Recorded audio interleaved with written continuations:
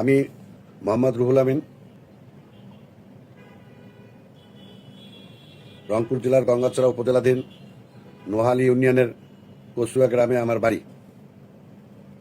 আমি ছাত্র জীবনে ঢাকা বিশ্ববিদ্যালয়ের ছাত্রদলের রাজনীতির সাথে জড়িত ছিলাম, সক্রিয়ভাবে জড়িত ছিলাম।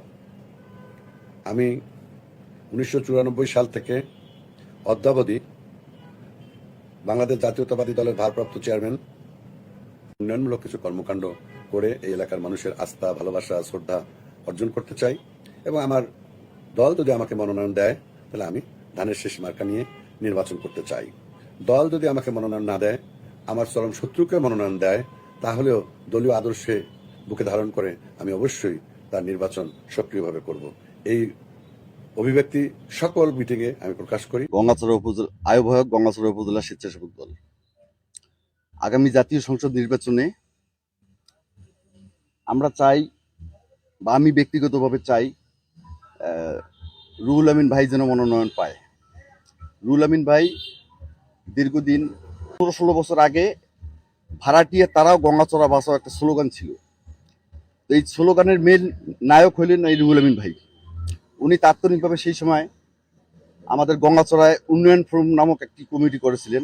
সেই কমিটির প্রতিষ্ঠিত সভাপতি উনি। জাতীয়তাবাদী দল বিএনপির ছোট্ট একজন কর্মী হিসেবে বলতে চাই, আমাদের গঙ্গাচড়ায় রুহুল ভাই যেভাবে কাজ করে যাচ্ছে এবং সাধারণ লোকের পাশে যেভাবে থাকতেছে, আমি মনে করি, আমার ছোট জ্ঞানে এবং ছোট মস্তিষ্কে আমি মনে করি রুহুল ভাইয়ের মতোই হচ্ছে আমাদের একজন সৎ এবং বিবেকবান এবং যোগ্য লোক রুহুল ভাই। আমি মোহাম্মদ ওমর ফারুক, আমি আলমবিদার ইউনিয়ন স্বেচ্ছাসেবক দলের আহ্বায়ক। তো আমাদের আলমবিদার ইউনিয়নবাসীর চাওয়া, রুহুল ভাই অতীতেও আমাদের পাশে ছিল, বর্তমানেও আছে। তো উনি চাচ্ছে যে স্থানীয় যেন একজন এমপি মনোনয়ন পায়। সেই জাতীয়তাবাদী দলের একজন সক্রিয় কর্মী।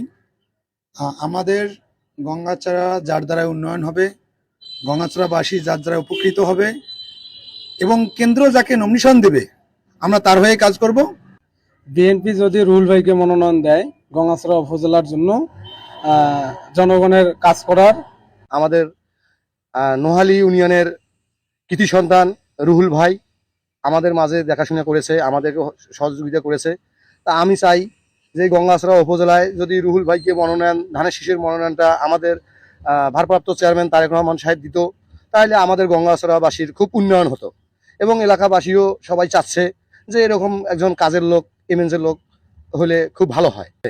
এই জন্য আমরা মনে করি যে উনি যদি ধানের শীষের মনোনয়নটা পায় তাহলে সামনের দিনে আমাদের ওই রকম লোক হলে আমাদের উন্নয়ন হবে।